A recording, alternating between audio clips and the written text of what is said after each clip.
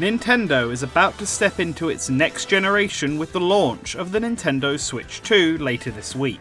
As we move on to a new system, we think now is a good time to look back at the last 8 years of the Nintendo Switch and learn how the community ultimately felt about Nintendo's console handheld hybrid.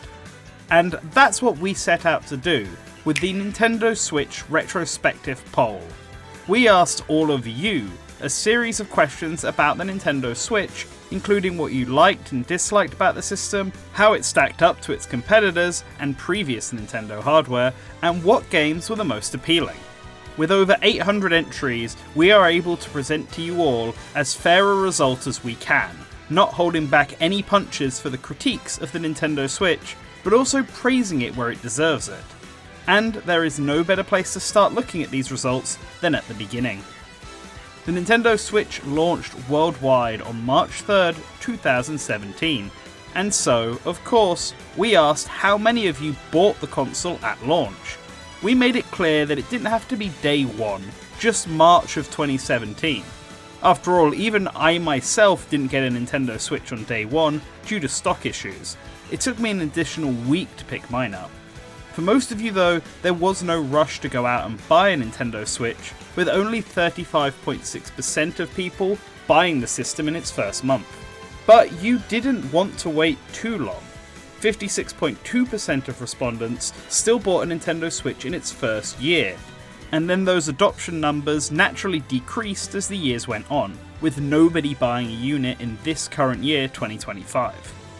By this point, we all knew the Switch 2 was on the horizon, so it made more sense to wait. Now, let's look at the launch lineup for the Nintendo Switch. Of these, 5 of them will launch exclusives only in Japan.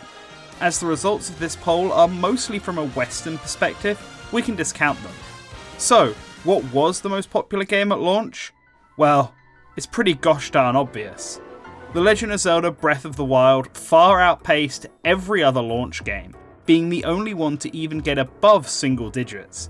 If you were one of the few who didn't pick up Breath of the Wild for some reason, then you are most likely playing Super Bomberman R instead. Or perhaps Shovel Knight? Or maybe even 1-2 Switch? Not just at launch, overall The Legend of Zelda Breath of the Wild was the first game for many Nintendo Switch owners, and the main driving force to buy the console. If you did buy a Nintendo Switch after launch, there was actually a better chance that Super Mario Odyssey was your first game of choice, but only marginally more so. Other highly sought out games for the Nintendo Switch include Mario Kart 8 Deluxe, no surprise for the system's bestseller, Super Smash Bros. Ultimate and Splatoon 2. Mario plus Rabbids Kingdom Battle was the most sought out third party game on the list, but if you don't want to count that because it has Mario in the title, it'd be Sonic Mania instead. Buying an entire system for Sonic Mania, huh? Well, given Sonic Forces was only slightly behind it in adoption, I guess I shouldn't underestimate the length Sonic fans will go to. Okay, let's move away from the launch period now and look at some more general questions about the player base of the Nintendo Switch. The Nintendo Switch was not the first console for 99% of you. Instead, that was the Nintendo Wii at 17.4%, followed by the Nintendo DS at 15.9%. The two lowest systems in the data were the Nintendo 3DS and Nintendo Wii U at 2.9% and less than 1% respectively. As for other systems within the Nintendo Switch generation, i.e. the PS5 and Xbox Series, there was nearly an even split on whether the Nintendo Switch owner owned either or not, with 52.7% only owning a Nintendo Switch. This tracks when it comes to players' preferred ways to play games. 56.1% listed the Nintendo Switch as their preferred way of playing video games right now, with 34% preferring either PS5, Xbox Series, or even PC and Steam Deck.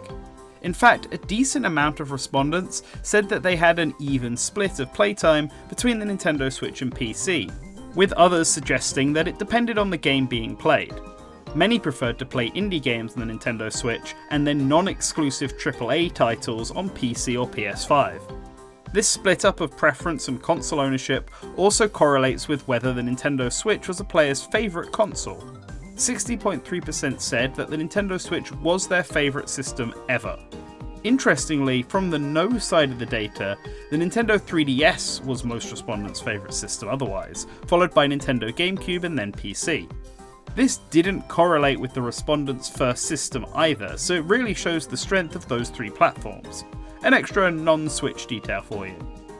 In terms of playtime per week, 3 to 8 hours was the most common answer given, with 9 to 16 and 1 to 3 coming very close behind.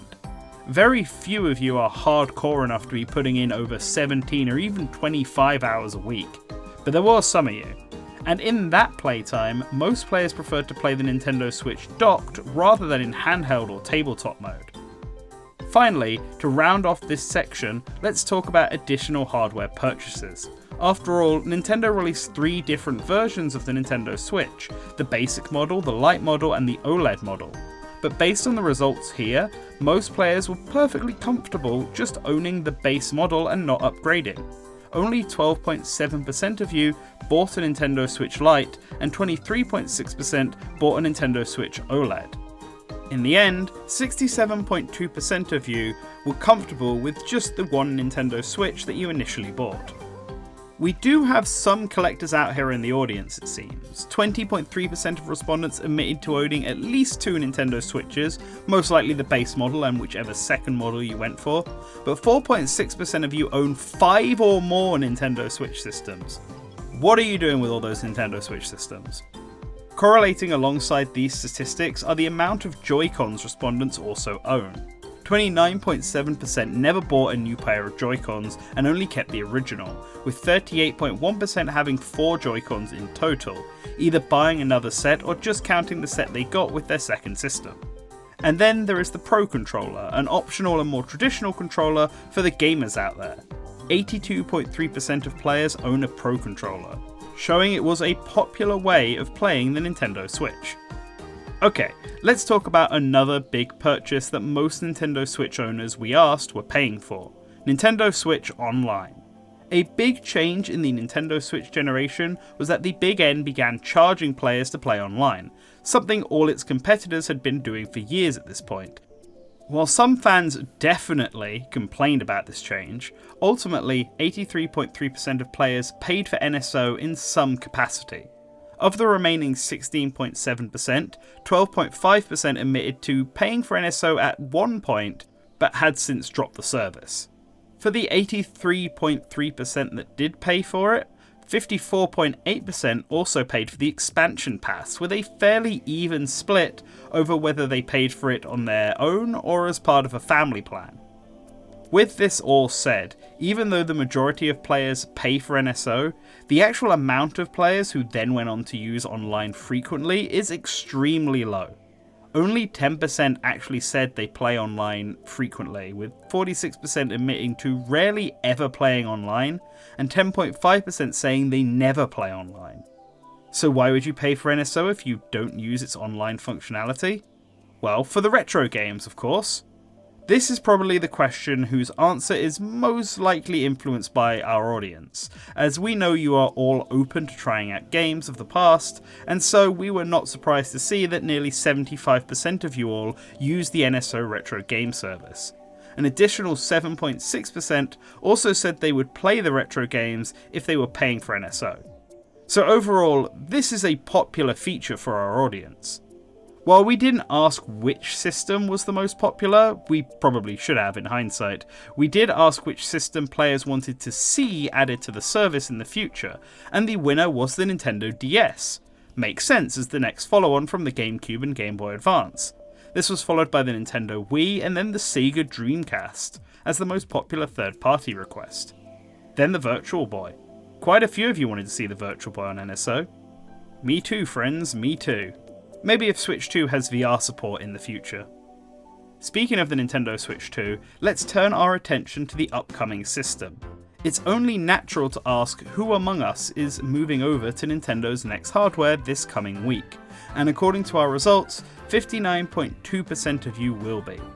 For those who aren't, there are plenty of factors as to why not, such as cost, current financial situations, no urgency, or just simply being undecided at this point.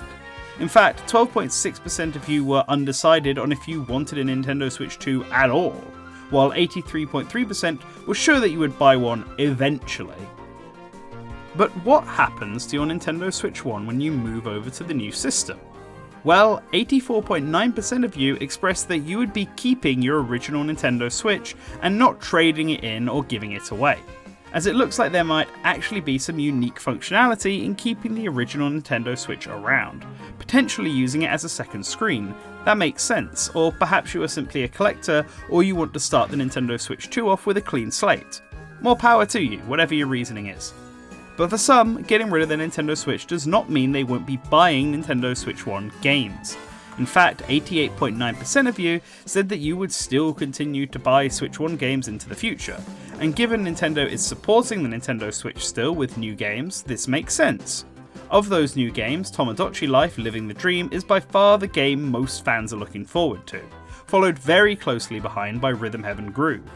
We also included the currently rumoured Kirby Planet Robobot port and Fire Emblem remake in the poll as well, and both also ranked quite high. Beyond that, several respondents said they would also continue to purchase any Switch 1 games that they might have missed out on, like Xenoblade Chronicles X, Donkey Kong Tropical Freeze, and Emio the Smiling Man, to name a few. From the third party side, the upcoming Dragon Quest 1+2 HD2 that one, Sonic Racing Cross Worlds, and Raido Remastered also get multiple votes. Of course, many of you voted for games like Metroid Prime 4, Pokemon Legends ZA, and Professor Layton and the New World of Steam as well, all of which are getting Nintendo Switch 2 edition games, and I suspect they didn't score as high because many of you who filled out this form plan on buying them for Nintendo Switch 2 instead. In fact, I know this to be the case because we asked, and Metroid Prime 4 Beyond is the most anticipated Switch 2 edition game, followed by Pokemon Legends ZA. Of the older Switch games seeing a Switch 2 edition, it is Kirby and the Forgotten Land plus Starcross World that is the most anticipated, followed by the 2 Zelda titles, and then Super Mario Party Jamboree plus Jamboree TV. Finally, let's end this Nintendo Switch 2 segment of the results by going back to this coming week's launch and seeing which launch games are currently the most anticipated.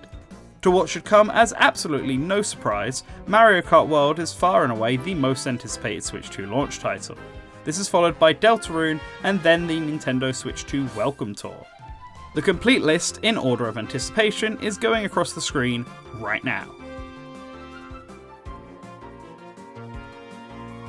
Okay, let's jump back to the first Nintendo Switch and get a little negative for a change. Let's talk about what the most common complaints levied against the Nintendo Switch are.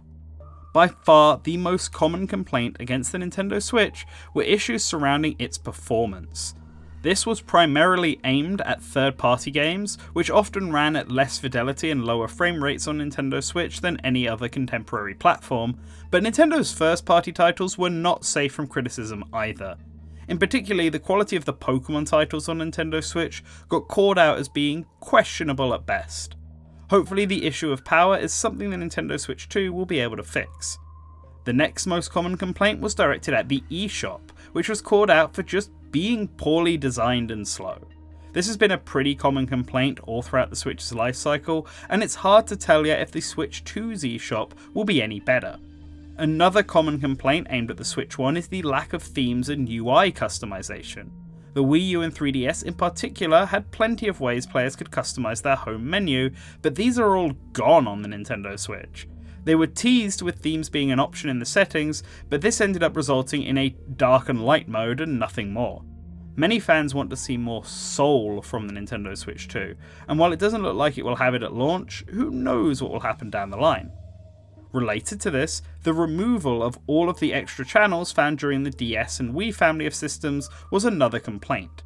This includes apps like the Photo and Music Editor, Street Pass, Miiverse, and so on. In particular, the lack of an activity log was signalled out by many users who missed having an easy way of checking their play data.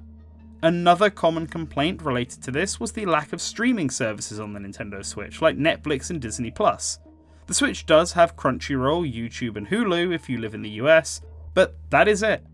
Given many people use their game systems as multimedia hubs nowadays, the lack of these apps is truly missed.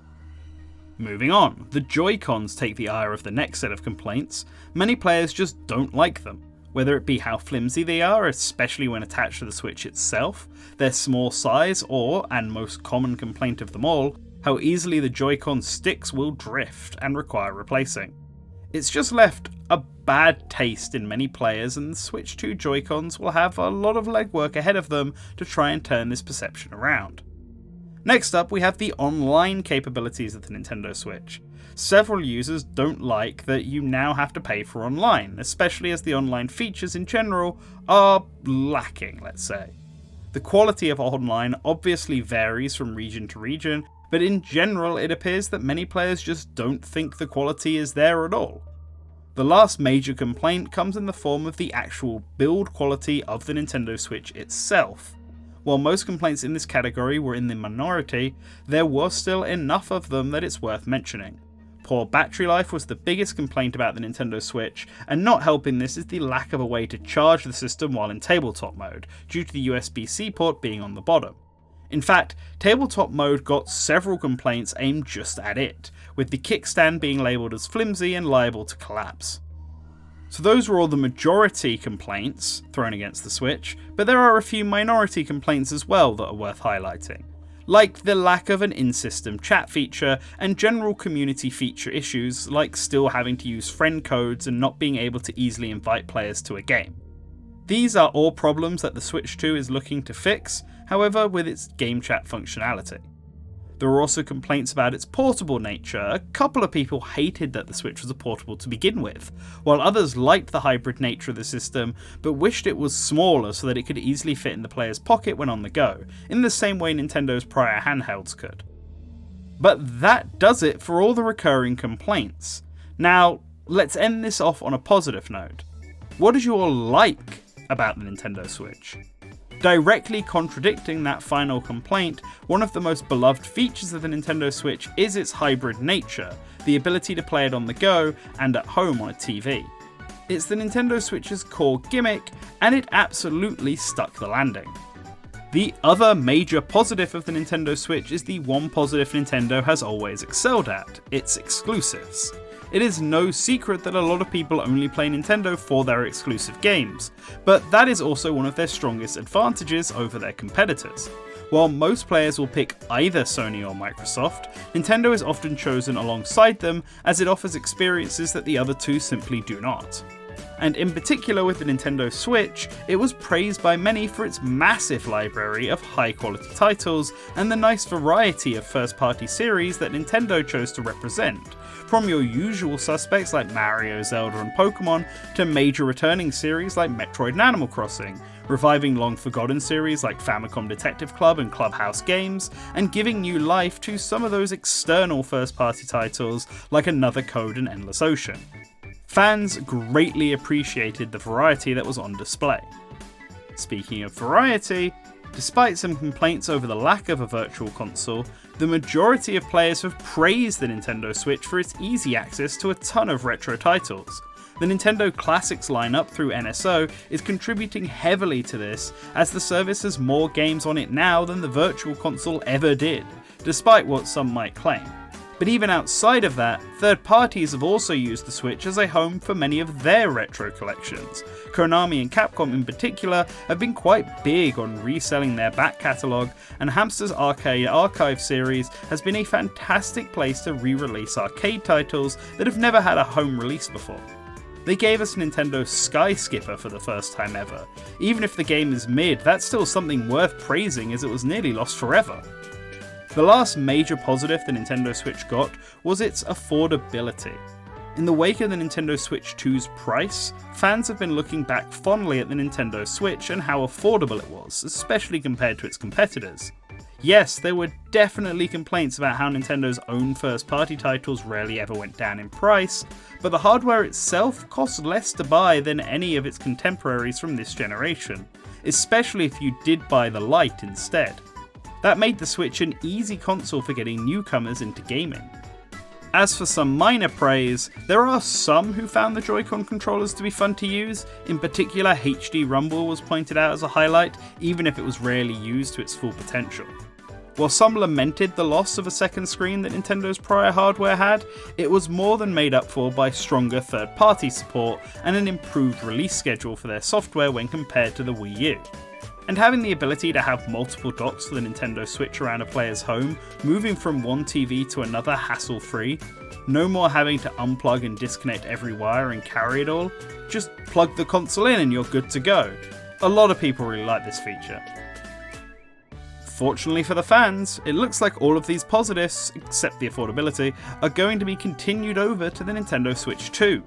We already know many of the negatives, like the performance issues and Joy-Con, have been improved, and there's been some effort towards improving the eShop and bringing soul to the Switch UI. So if they keep all this up and more, the Nintendo Switch 2 could be on track to greatly outperform one of Nintendo's most successful and most popular systems of all time. So that's going to be it for this video, but it's not the end of the results of the Nintendo Switch Retrospective poll. We've purposely left off the answers to 2 of the questions we asked you because their results are big enough to justify their own video. The best Nintendo Switch games as voted for by you, and what games do you want to see on the Nintendo Switch 2? Both of these videos will be coming out over the next 2 weeks as we celebrate the launch of the Nintendo Switch 2 with all of you. So, let us know what you thought of the results from this Nintendo Switch Retrospective results in the comments below. The raw data will be uploaded in its own article on the Source Gaming website, so go and check it out there if you want to see any specific numbers or any likes and dislikes that I didn't mention in this video.